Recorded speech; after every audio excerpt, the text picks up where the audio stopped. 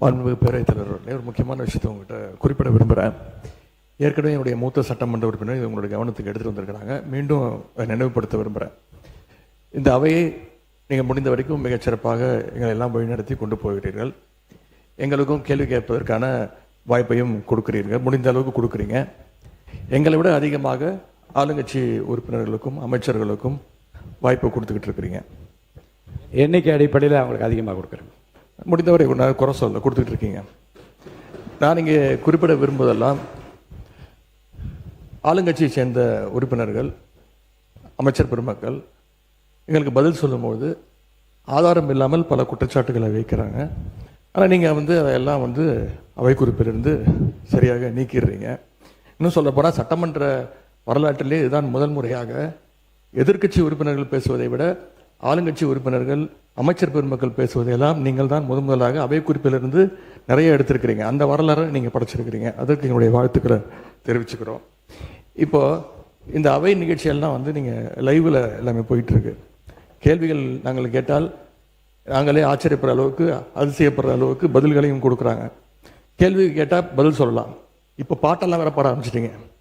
எங்களுக்கே சில நேரம் சட்டமன்றத்துக்கு வந்திருக்கோமா இல்லை இப்போ சூப்பர் சிங்கர் நிகழ்ச்சிக்கு வந்திருக்கோமா அப்படின்னு சந்தேகப்படுற அளவுக்கு இங்கே பாட்டு நிகழ்ச்சிகள்லாம் நடந்து கொண்டிருக்கிறது. நீங்கள் அவை குறிப்பிலேருந்து நீக்கிடுறீங்க. ஆனால் இதெல்லாம் நேரடி தொலைக்காட்சியில் போகும்போது இதெல்லாம் யூடியூப் சேனல்லையும் சோஷியல் மீடியாலையும் ரீல்ஸாக கட் செய்யப்பட்டு அதிகமாக ஷேர் செய்யப்படுகிறது. அதன் பிறகு நீங்கள் இதில் நீக்குவதிலே அர்த்தம் இல்லாமல் போய்விடுது. எனவே இதை மீண்டும் உங்களுடைய கவனத்திற்கு நான் கொண்டு வர விரும்புகிறேன். அதே மாதிரி இன்னொரு விஷயம், நேற்று முன்தினம் இந்த பேரவையில் பேசின நம்முடைய முதலமைச்சர் அவர்கள் தன்னுடைய டேபிளில் 3 ஃபைல்ஸ் இருப்பதாகவும் அந்த ஃபைல்ஸை அவர் திறந்து பார்க்க வச்சிடாதீங்க அப்படிங்கிற தோணியில் எங்களுடைய அரசை குற்றஞ்சாட்டுகின்ற வகையில் குறிப்பிட்டு பேசியிருக்கிறாரு. அந்த ஃபைல்ஸை நாங்கள் கேட்டுக்கொள்வது, தயவு செய்து அவர் திறந்து பார்க்க வேண்டும், அது மீது அவர் ஆக்ஷன் எடுக்க வேண்டும். எதற்காக பயப்படுறீங்க, எதற்காக காலம் தாழ்த்துறீங்க? இதையே 3 மாதமாக சொல்லிட்டு இருக்கிறீங்க. ஜோசியக்கார சொன்னால் தான் அந்த ஃபைல் திறந்து பார்ப்பீங்களா? நல்ல நேரம் அதை பார்த்துக்கிட்டு இருக்கீங்களா? மாண்புமிகு எதிர்க்கட்சி தலைவர்களுக்கு முதலமைச்சர் அன்றைக்கு பேசுகிற போது மாண்புமிகு பொதுப்பணித்துறை அமைச்சர் சொல்லுங்க. மாண்புமிகு பேரவைத் தலைவர்களே, நம்மளுடைய மூத்த உறுப்பினர் ஃபர்ஸ்ட் 2 நாளுக்கு முன்னாடி சொன்னார், நாங்கள் முதலமைச்சர் சொல்லும்போது நாங்கள் மிசாவையே பார்த்த இயக்கம்னு. நீங்கள் மிசாவையே பார்த்த இயக்கம் தான். ஆனால் மிசாவையே பார்த்த திமுக இயக்கத்தை தனி பெரும் கட்சியாக எங்களுடைய தலைவர் வெற்றி பெற்று இந்த தேர்தலில் தாவேக்கான என்னன்னு காமிச்சிருக்கோம். அதனால எங்களுக்கு எந்த பயமும் கிடையாது. எங்களுக்கு எந்த பயம் கிடையாது. ஒவ்வொரு தலையிலும், முக்கியமாக நெடுஞ்சாலை துறையிலும் சரி, முக்கியமாக பொதுப்பணி சொல்லி வெள்ளை வேரிக்கை வெளியிட்டு முதலமைச்சருடைய அலுவலகத்தில் அந்த ஃபைல் இருக்கு. கண்டிப்பாக ஆதாரத்துடன் சட்டப்படியான நடவடிக்கை எடுக்கப்படுங்கிறதா முதலமைச்சர் சொல்ல வந்தது. இதை யாரும் அவர் சொன்ன அர்த்தம் அன்னைக்கு அவைக்கு அவர் வரல. அது அவருடைய ப்ராப்ளம். அது அவைக்கு வராத பொழுது அவர் சொன்னார், மாண்புமிகு கொறடா சொன்னாரு, ஆதாரம் இருக்கா. நிதித்துறை அமைச்சர் பார்க்கும் பொழுது, அவர் கேட்கும் பொழுது, எங்க கிட்ட ஆதாரம் இருக்கு, அதை தகுந்த நேரத்தில் சட்டப்படியான நடவடிக்கை எடுக்கப்படும் சொன்னாருங்கிறத பதிவு பண்றேன். ஏன்னா அவர் எதிர்க்கட்சி தலைவர் அன்னைக்கு வரல, அவர் அதனாலதான் பதிவு பண்ண. அதுக்கப்புறம் அவர் சொல்றாரு, போன 5 வருஷம் இவங்க என்ன ரீல்ஸ் விட்டாங்க, என்ன பாட்டு பண்ணாங்க, பாராளுமன்றத்திலே பதவி இருக்கும் பொழுது எங்களுடைய எந்த கட்சி தலைவரையும் பத்தி உறுதிமொழி எடுக்கல. அவரை பத்தி பேசிதான் உறுதிமொழி எடுத்தாங்க. பாராளுமன்றத்திலேயே தமிழ்நாட்டுடைய புகழ் பெரியாரை பத்தியோ அண்ணாவை பத்தியோ பேசல. ஒவ்வொரு எம்பியும் யாரை பத்தி பதவி பிரமாணம் பண்ணாங்கிறது மக்களுக்கு தெரியும். இந்த அவை உறுதியாக சொல்றோம், நீங்க 25 வருஷத்துக்கு மேல ஆட்சியில் இருக்கீங்க, ஏன் தைரியம் இருந்தா லைவ் போடல? நீங்க இது வரைக்கும் உங்ககிட்ட நேர்மையான வெளிப்படை தன்மையான சட்டமன்றத்தை நடத்தக்கூடிய தைரியம் திமுக இதுவரைக்கும் இருந்தது இல்லை. முதல் முறையாக தமிழ்நாட்டு வரலாற்றிலேயே தமிழ்நாட்டுடைய மக்களாட்சியை நிலைநாட்டி, ஜனநாயகத்தை நிலைநாட்டி, நாங்கள் தவறு செய்தால் நீங்கள் சொல்லுங்கள் சொல்லக்கூடிய சபாநாயகியும் ஒரு ஆட்சியும் எங்களுடைய முதலமைச்சர் மக்களுடைய ஜனநாயகத்தை காப்பாற்றுவதற்காக லைவ் மக்கள் முன்னாடி தெரியுமா விட்டுருக்கார். அதை நாங்கள் பதிவு பண்றோம். நீங்க ஏன் லைவ் இல்ல? 2021 உங்களுடைய தேர்தல் அறிக்கை என்ன இருந்துச்சு? 2021 திமுகவுடைய தேர்தல் அறிக்கையில் சட்டமன்றத்தை லைவ்ல கொண்டு வரணும் சொன்னீங்களே, ஏன் செய்யல? மாண்பு நீர்வளத்துறை அமைச்சர், மாண்பு பேரவைத் தலைவர் அவர்களே, கொஞ்சம் சொல்லிட்டோம், ஒரு நிமிஷம். ஜோசியர் என்ற வார்த்தையை நீக்கும்படி கேட்டுக்கொள்கிறேன். அதுக்கு அடுத்தபடியாக நேற்று மார்க்கெட்டில் ஒரு 70 வயசு முதியவர் சொன்ன ஒரு வார்த்தை என்னான்னு பார்த்தீங்கன்னா, இப்போல்லாம் நாங்கள் சீரியல்லாம் பார்க்கறதில்ல, லைவை அசம்பிளியில் சட்டசபையில் என்ன நடக்குதுன்றத நான், என் மனைவி, என் பேத்தி முதல் கொண்டு அதை நாங்கள் காலேஜ் முடிச்சுட்டு வந்தால் கூட நாங்கள் இதை பார்த்துன்னு இருக்கிறோம். உண்மையாகவே ரொம்ப சந்தோஷமாக இருக்குது, நிம்மதியாக இருக்கிறோம். எங்களுக்கு எல்லாம் இருந்த பயம் எல்லாம் போய் இன்னைக்கு எதுவாக இருந்தாலும் எங்களுக்குன்னு ஒரு புள்ள இருக்கிறாரு நம்மளுடைய முதலமைச்சர்ன்றத அவர் அந்த பெரியவர் சொன்னார். இது உண்மை சம்பவம்.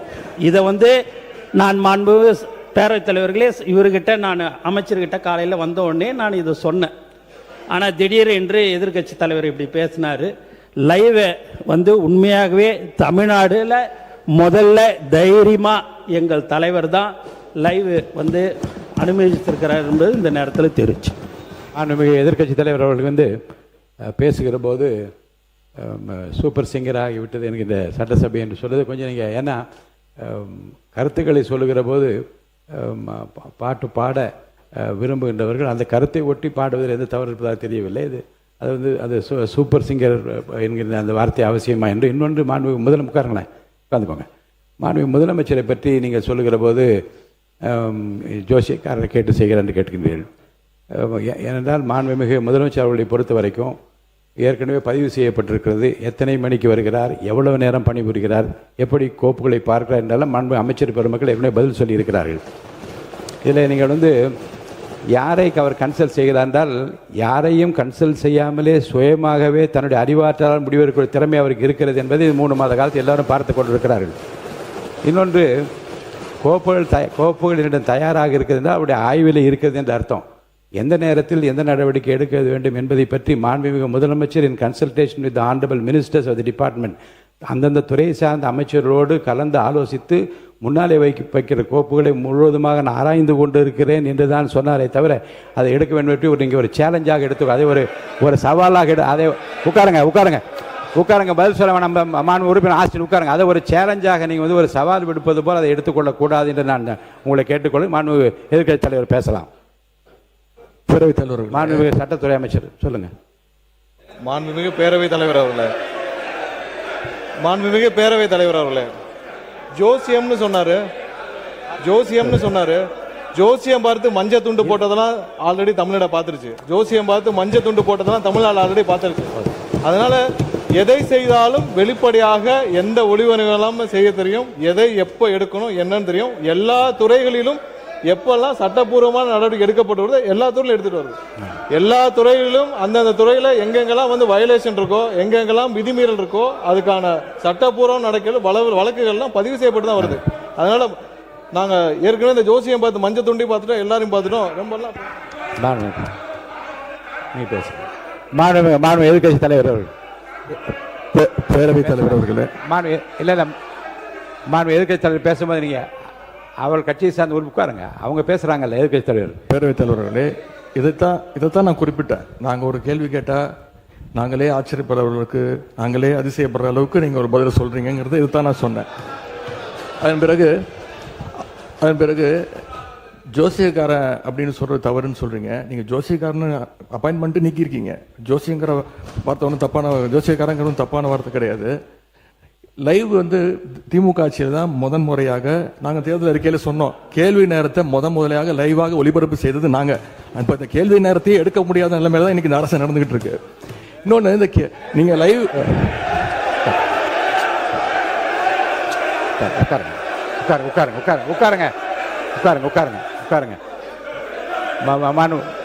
உட்காருங்க. நீங்க மாண்பு எதிர்க்கட்சி தலைவர் கேள்வி நேரத்தை எடுக்க முடியாத நிலைமை அரசு இருக்கு என்பதை நான் அதை ஏற்றுக்கொள்ள முடியாது. என்றால் ஏற்கனவே நடக்கின்ற எல்லாவற்றையும் வெளியரங்கமாக உங்களுக்கு தெரியும். எத்தனை கேள்வி அனுப்பியிருக்கிறோம், எத்தனை பதில் வந்திருக்கிறது. அந்த கேள்வி நேரத்தை நடத்த முடியாத நேரத்திலும் மாண்புமிகு உறுப்பினர்களை 55 விதியின் கீழ் கொடுக்கப்பட்டிருக்கிற தீர்மானங்களை எல்லாம் இங்கே கேள்விகளாக கேட்டு கூட பதில் பெற முடியுமா என்று பார்க்கின்ற முறை இங்கே கடைபிடித்து வருகின்றோம். எனவே கேள்விகளை பெறுவதில் கால தாமதம் இருந்தாலும் கூட இப்போது பதில் வரப்பெற்றிருக்க நேற்று முன்தினம் கூட அறிவித்திருக்கிறேன். 10 கேள்விகளுக்கு பதிலாக 5 கேள்விகளாக எடுத்துக்கொள்கிறோம் என்று நான் அறிவித்திருக்கிறேன். எனவே எடுக்கப்படவில்லை. நீங்க சொல்வதெல்லாம் நான் ஒத்துக்கிறேன். நான் உங்களை குறை சொல்லவே இல்லை. உங்களை நாங்கள் பாராட்டுகின்றோம். உங்களுக்கு ரொம்ப பொறுமையாக எல்லாரையும் ஹேண்டில் பண்றீங்க. அதை பத்தி நாங்கள் கவலைப்படல. நேரலை நாங்கள் செய்யவில்லை அப்படின்னு சொன்னாங்க. சட்டமன்ற வரலாற்றிலே முதன்முறையாக நேரலை செஞ்சது திராவிட மாடல் அரசு, எங்களுடைய தலைவர் அவர்கள் தான். கேள்வி நேரம் ஒவ்வொரு நாளும் 1.5 மணி நேரம் 10 கேள்விகள் எடுக்கப்பட்டு அனைத்து எதிர்க்கட்சி தலைவர் அப்போ இருந்த அண்ணா திராவிட முன்னேற்ற கழக உறுப்பினர்கள் அத்தனை பேருக்கும் வாய்ப்பு கொடுத்தது எங்களுடைய தலைவர். அது லைவ் செய்யப்பட்டது. இப்போ நீங்க எல்லா நிகழ்ச்சியும் லைவ் பண்றீங்க. இந்த பிரச்சனையை தான் உங்ககிட்ட சொல்றேன். லைவ் பண்றதுனால என்னென்ன பிரச்சனைகள் வருது என்பதை உங்களோட கவனத்துக்கு கொண்டு வரேன். நீங்க அவை குறிப்பில் நீக்கிறேன் நீங்க நீக்கிட்டே இருக்கீங்க. ஆனா எல்லாமே அங்க வந்து ரீல்ஸாக மாற்றப்பட்டு அங்க போய் கொண்டிருக்கிறது. ஏற்கனவே மாண்புமிகு எதிர்க்கட்சி தலைவர்கள் இது குறித்து வெளியிலே இருக்கக்கூடிய நீங்க என்ன உங்க தலைவை கட்டுப்படுறீங்களா? நீங்க பிடிக்கிறீங்க? நீங்க எதுக்கு பேசுறீங்க? நீங்க ஏன் பேசுறீங்க? நீங்க மாண்புமிகு எதிர்க்கட்சி தலைவர் சொன்ன கருத்துக்கு ஏற்கனவே திராவிட முன்னேற்ற கழகத்தின் சார்பில் ஒரு மீடியா வந்து இங்கே நீக்கப்பட்டதை வைத்து அவர்கள் சித்திரம் வெளியிட்டுக் கொண்டிருக்கின்றார்கள். அதை பற்றி உரிமை குழுக்கு அனுப்ப வேண்டும் என்று ஒரு கடிதம் கூட நீங்கள் கொடுத்திருக்கின்றீர்கள். அப்படி நீக்கப்பட்ட பிரச்சனை குறித்து எந்தெந்த மீடியாவில் வந்திருக்கிறதோ நீங்கள் கவனத்துக்கு கொண்டு வாருங்கள். அவர் மீது உரிமை குழு நிச்சயமாக அனுப்பி நடக்க வேண்டும் இந்த அவையின் சார்பாக நான் தெரிவித்துக் கொள்கிறேன். அதன் பிறகு இந்த முதலமைச்சர் சொன்னது அந்த 3 ஃபைல்கள் இருக்கு. நான் எதுவும் சேலஞ்ச் எல்லாம் பண்ணல. நான் ஓப்பன் சேலஞ்சே பண்றேன். முதலமைச்சர் அவர்கள் தொடர்ந்து பார்க்கட்டும். யார் மீது நடவடிக்கை எடுக்க உண்மையாக குற்றச்சாட்டு ஆதாரத்தோடு இருந்தால் அவர் நடவடிக்கை எடுக்கட்டும். எனவே சினிமாவில் பஞ்ச் டைலாக் பேசுறதெல்லாம் இந்த சட்டமன்றத்தில் பேசல. நீங்க அப்படி பஞ்ச் டைலாக் இல்ல நீங்க இதுங்க நான் என்ன சொல்றேன், இது நீங்க பேரவைத் தலைவர் இல்ல பாருங்க கருத்து இல்ல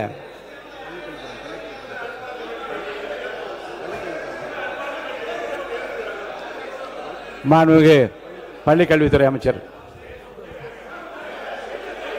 மாண்புமிகு பேரவைத் தலைவர் அவர்களே, முதல்ல உட்காருங்க. இந்த கேமரா டீம் வந்து சைடு கொஞ்சம் காட்டுங்க. ஏங்க மாண்புமிகு இருங்க இல்லங்க ஆனரபிள் ஸ்பீக்கர் மூலமா ரெக்வெஸ்ட் இந்த கேமரா டீம் அந்த சைடு கொஞ்சம் காட்டுங்க. மாண்புமிகு முதலமைச்சர் கருத்து என்ன சொல்றாங்க? அத நீங்க சினிமா நடிப்பது போல பஞ்ச் டயலாக்னா எப்படி எழுந்திருக்காம இருப்பாங்க? அப்புறம் தயவுசெய்து சொல்றேன், நீங்க சொல்லுகிற போது முதலமைச்சர் கருத்துன்னு சொல்லுங்க.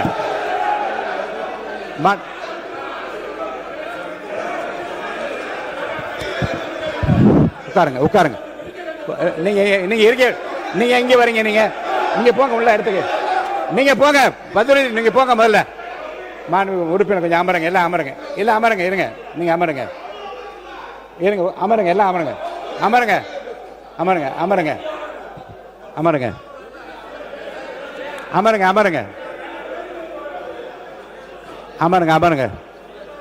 மாண்பு உறுப்பினர் கொஞ்சம் அமைதியா இருங்க. வாய்ப்பு தரேன். உட்காருங்க. மாண்புமிகு உட்காருங்க. எல்லாம் உட்காருங்க. நான் அவனை தான் பேச அனுமதிக்க போறேன். உட்காருங்கன்னு சொல்றேன். உட்காருங்க. முடிங்க. நீங்க பேசி முடிக்கட்டும். நீங்க பதில் சொல்லலாம். உங்களுக்கு அனுமதிக்கிறேன். உட்காருங்க. பேரவைத் தலைவர் வாயிலாக நான் கேட்டுக்கொள்வது, தயவு செய்து இந்த ஃபைல்ஸ் எல்லாம் சீக்கிரம் பிரிச்சு பாருங்க. ஏதாவது குற்றச்சாட்டு இருந்தா, அதில் ஆதாரம் இருந்தா, யாராக இருந்தாலும் அவர் மீது நடவடிக்கை எடுங்க. இந்த உருட்டல் மிரட்டலுக்கெல்லாம் திராவிட முன்னேற்ற கழக உறுப்பினர்கள் பயப்படுவதற்கான எங்களுக்கு தேவை கிடையாது. மாண்புமிகு உறுப்பினர்கள் இந்த சினிமா போல பஞ்ச் டயலாக் என்பதெல்லாம் அவை குழு நீக்கப்படுகிறது. கருத்துக்கு பள்ளிக்கூடத்தை அமைச்சர் பதில் சொல்லலாம். இப்போ மாண்புமிகு பேரவைத் தலைவர் அவர்களே, தமிழ்நாடு சட்டமன்றத்தில் நடக்கக்கூடியதெல்லாம் மக்களுக்கு தெரியணும். என்னென்ன யார் தொகுதி சார்ந்த பிரச்சனைகள் கேட்கறாங்க, அதுக்கு பதில் சொல்லணும் தான் நேரலை தரும். நான் உங்க மூலமா ஒரு கோரிக்கை வைக்கிறேன்.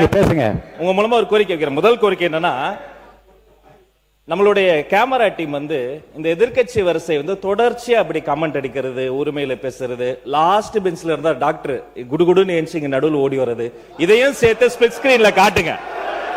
ரெண்டாவது, மதிப்பிற்குரிய எதிர்க்கட்சி தலைவர் அவர்கள் பேசுகிற போது லைவ் பத்தி சொன்னார். உண்மைதான், அவங்க வந்து நேரலையை வந்து கடந்த ஆட்சியில மதிப்பிற்குரிய முன்னாள் முதல்வர் அண்ணா மு.க. ஸ்டாலின் ஆட்சியில அதை தொடர்ந்தாங்க. ஆனா ஒரு நேரலை என்பது வெறும் ஆளுங்கட்சிக்கு சாதகமா இல்லாம முதல் முறை ஆட்சி நேரலை மட்டுமல்ல, முழுமையான நேரலை என்பது வெற்றி தலைவருடைய ஆட்சியில தான் தொடர்ந்து கொடுத்துக்கிட்டு இருக்கோம்.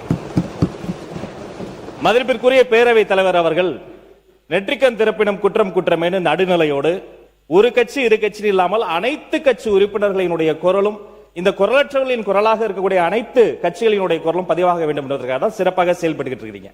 அதுல ஏதோ ஆளுங்கட்சி பேசுவதை மட்டும் நீங்க வந்து அதிகமாக அவை குறிப்பிலிருந்து நீக்கிறது போல ஒரு தோற்ற மயக்கத்தை நம்ம உருவாக்கிட கூடாது.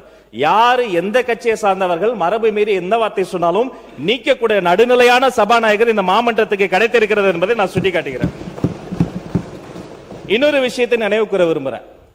மதிப்பிற்குரிய பேரவைத் தலைவர் சேம்பர்ல ஒரு முறை ஒரு முக்கியமான கேள்வி வந்தது. நாங்க அதை கேட்டு அதிர்ச்சி அடைஞ்சோம். என்னன்னா, கடந்த 2 ஆண்டு காலமாக இந்த நேரலைய அரசுக்கு சொந்தமான ஆல் இந்தியா ரேடியோலயே கொடுக்காம நிறுத்தி வைத்ததாகவும் நீங்க கொடுப்பீங்களான்னு வந்து மதிப்பிற்குரிய பேரவைத் தலைவர் கிட்ட நான் இருக்கும்போது கேட்டாங்க.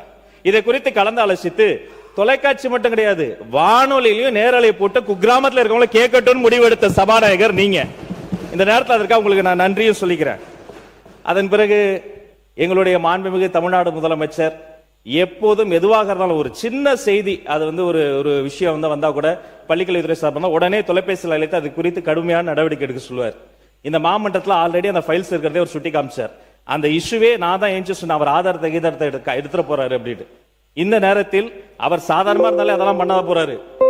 மாண்புமிகு எதிர்க்கட்சி தலைவர் அவர்கள் காட்டுன்றாரு. அவருடைய கோரிக்கையை கட்டாயமாக முதல்வர் நிறைவேற்றுவார் என்பதையும் கூறிக்கொள்கிறேன். 2 வார்த்தை மட்டும் கோரிக்கை. அவர் எல்லாத்தையும் ஆக்கப்பூர்வமா விமர்சிக்கலாம். அதுல வந்து ஒரு தனியார் நிகழ்ச்சி பேரை சொன்னாரு. அது பாட்டு பாடுவது ஒண்ணு இந்த மரபுக்கு புதுசு கிடையாது. விதவிதமாய் வித்தியாசமாய் பயங்கரமா பாட்டு பாடினவங்க தான் அந்த பக்கம் ஃபுல்லா உட்கார்ந்து இருக்கிறாங்க. அதெல்லாம் அந்த தனியார் நிகழ்ச்சியினுடைய பேரையும் நம்ம வந்து நீக்கிடலாம். இவரை தான் நியமிக்கணும், இவரை நியமிக்க கூடாது, இந்த தொழில் உயர்ந்தது இந்த தொழில் தாழ்ந்ததுலாம் கிடையாது. இது இன்க்ளூசிவ் கவர்மெண்ட், அனைவருக்கும் அதிகாரம், அனைவருக்குமான ஒரு விஷயம் தான் நேர்மையான முறையில் பை மெரிட்ல போயிட்டே இருக்குது. அதனால ஒரு குறிப்பிட்ட ஒரு விஷயத்தை மட்டும் சுட்டி காட்டுகிற பொழுது அது வந்து ஏற்புடையதல்ல. அது மட்டும் கிடையாது, இந்த சினிமாவில் வரக்கூடிய அந்த பஞ்ச்டைல் அதை கூட நீங்க அவை குறிப்பில் நீக்கிட்டீங்க. அதை போன்ற விஷயங்களை தவிர்த்து கொண்டு ஆக்கப்பூர்வமான கருத்துக்களை, அறிவுபூர்வமான சிந்தனைகளை அதை முன்வைத்து பேசினால் இந்த மாமன்றம் சிறப்பாக செயல்படும். உங்களுக்கு எங்களுடைய அத்துணை பேரின் சார்பில் ஒரு வாழ்த்துக்களையும் தெரிவித்துக் கொள்கிறேன். மிக சிறந்த சபாநாயகர் தமிழ்நாடு அரசியல் வரலாற்றில் இந்த மாமன்றம் கிடைத்திருக்கிறது என்பதை பதிவு செய்கிறேன். மாண்புமிகு எதிர்க்கட்சி தலைவர். பேரவைத் தலைவர், நான் உங்க சார்பா பேசிட்டு இருக்கேன். இப்ப நீங்க நீக்கிட்டீங்க, ஆனா இப்ப எல்லாம் லைவ்ல போயிடுச்சு. இப்ப அதுக்கு என்ன பண்ண போறீங்க? அது என்ன நடவடிக்கை எடுக்க போறீங்க? அதாவது லைவ் கொடுப்பது நாங்க எதிர்க்கவில்லை, நாங்கள் பாராட்டுகிறோம். லைவ் நீங்க கொடுத்திருக்கீங்க, நல்ல முயற்சி, நாங்க பாராட்டுறோம். ஆனா அதுல இருக்கக்கூடிய பிரச்சனைகளை இங்க நான் சொல்றேன். நீங்க அவை குறிப்பில் நீக்கிறீங்கன்னு சொல்றீங்க. நீங்க எவ்வளவு நீக்கினாலும் அது சோசியல் மீடியால ட்ரெண்ட் ஆகிட்டு இருக்கு, வைரலா போயிட்டு இருக்கு. அதான் உங்களுடைய கவனம். எதிர்க்கட்சி தலைவர் சொல்ல விரும்புகிற கருத்து வந்து, குற்றச்சாட்டுகளை எந்த பக்கத்திலிருந்து வைத்தாலும், அது முன்னாள் ஆண்டவர்களாக இருந்தாலும் சரி, இப்போது ஆள்கின்ற இடத்தில் இருந்தாலும், ஆதாரபூர்வமான கருத்துக்களை சொல்வதன் மூலமாகத்தான் இந்த சபையிலே சில குறைந்தபட்ச மாண்பினை நாம் காப்பாற்ற முடியும் என்பதையும் கருத்திலே கொண்டு, அப்படி ஆதாரம் இல்லாமல் சொல்லுகிற போது நான் உடனே நீக்க வேண்டும் என்பது ஒரு நியாயமான மரபு. அதன்படி நான் நீக்குகிறேன். ஆனால் அதை எடுத்து பல்வேறு மீடியாக்களிலே வந்து வெளியிடுவார்கள். ஆனால் இப்போ எனக்கு கவனத்துக்கு கொண்டு வரப்பட்டிருக்கிற 1-2 செய்திகளில் அதை ஆய்வு எடுத்துக்கொண்டு அதை உரிமை கொடுக்க நான் அனுப்ப இருக்கிறேன். இனி வருங்காலத்திலும் நீக்குவது என்பது என்னுடைய தனிப்பட்ட உரிமை. இந்த அவையினுடைய மாண்பை நான் காப்பாற்றியாக வேண்டும். நீக்காமல் பேச முயற்சிப்பதும் ஆதாரங்கள் இல்லாமல் பேசாமல் இருப்பதும் நல்லது. ஏன்னால் ஆதாரங்களை வைத்துக்கொண்டு தான் இரு தரப்பினரும் பேச வேண்டும் என்று நான் விரும்புகின்றேன். என் மக்களும் அதைத்தான் விரும்புவார்கள். போகிற போக்கிலே அள்ளி தெளித்து விட்டு போகிற இடமல்ல இது. அது வெளி அரசியல் மேடைகளிலே பேசக்கூடிய பேச்சும் அல்ல இங்கே. இங்கே பேசுகிற போது நம்முடைய அவனுடைய கண்ணியத்தையும் காப்பாற்ற வேண்டும். இந்த தமிழ்நாட்டு மக்கள் எதை நம்பி இந்த பொறுப்பை நம்ம ஒப்படைத்து இங்கே அனுப்பியிருக்கின்றார்களோ அவருடைய எதிர்பார்ப்பை நிறைவேற்றுகிற விதத்தில் நம்முடைய பேச்சு அமைய வேண்டும். அந்த வகையில் எதிர்காலத்தில் நீங்கள் சொன்னது போல எல்லா பேச்சுக்களையும் நீக்குவது என்பது என்னுடைய நோக்கம் அல்ல. ஆனால் அவைக்கு உதவாத, மக்களுக்கு பயன் தராத, நம்முடைய பண்பாட்டிற்கு உதவாத, இந்த அவருடைய மாண்பை குறைக்கக்கூடிய எந்த விஷயங்களாக இருந்தாலும் அதை நிச்சயமாக நான் அவை குறிப்பிலிருந்து நீக்குவேன். பேசுகிற போது அந்த கண்ணியத்தை அனைத்து உறுப்பினரும் காப்பாற்ற வேண்டும் என்று நான் உங்களை அன்போடு கேட்டுக்கொண்டு 4 மானிய கோரிக்கைகள் மேலே இருக்கிறது, 2 மணிக்குள்ளாக முடிக்க வேண்டும் என்று சொல்லி இருக்கின்றீர்கள். இந்த விஷயத்தை இப்போது பேசிய இப்போது பேசிய கருத்தை இதோடு இப்போ வேண்டாம். இப்போ இல்லை, இப்போ பேசின மாண்பு எதிர்க்கட்சி தலைவர் பேசின பேச்சை ஒட்டி நீங்கள் பேசுவதாக இருந்தால் அனுமதி இல்லை. வேறு எதாக இருந்தால் நீங்கள் சொல்லுங்கள். வேறு அது தரேன். அது இல்லை மானிய கோரிக்கை நடக்கிற போது நான் வாய்ப்பு தரப்போகிறேன். இதே மாதிரி நேற்று செய்ததை போலவே மானிய கோரிக்கை நடக்கிற போது அது குறித்து பேச வாய்ப்பு தரேன். பாமகவுக்கு நிறைய வாய்ப்பு கொடுத்து எல்லோரும் பார்த்து கொண்டிருக்கிறார்கள். நிறைய வாய்ப்பு. மாண்புமிகு உறுப்பினர் முனைவர் சௌமியா அன்புமணி அவருடைய பேச்சு இங்கே எந்த அளவில் அமைந்திருக்கிறது அவையில் இருக்க எல்லாருக்கும் தெரியும். நிறைய வாய்ப்பு கொடுத்தாகிவிட்டது. மாண்புமிகு முன்னாள் முதலமைச்சர் ஓ பன்னீர்செல்வம் அவர்கள் தரேன். பேரவைத் தலைவர் அவர்கள் கண்டிப்பா தரேன். மாண்புமிகு தரேங்க. மானிய கோரிக்கை வரும்போது தரேன். மாண்புமிகு பேரவைத் தலைவர், நான் ஒரு சின்ன கருத்தை மட்டும் உங்களுக்கு பதிய வைக்கிறேன். நீங்கள் தலைவர் காலத்திலிருந்து முத்தமிழறிஞர் காலத்தில் அம்மாவுடைய காலம் வரை நீங்கள் இந்த சட்டமன்றத்தில் இருந்திருக்கு. இதுக்கென்று தனி விதி இருக்கிறது, மரபு இருக்கிறது. எல்ஓபி அவர்களுக்குரிய மரியாதையை இந்த அவை கண்டிப்பாக நீங்கள் தர வேண்டும்.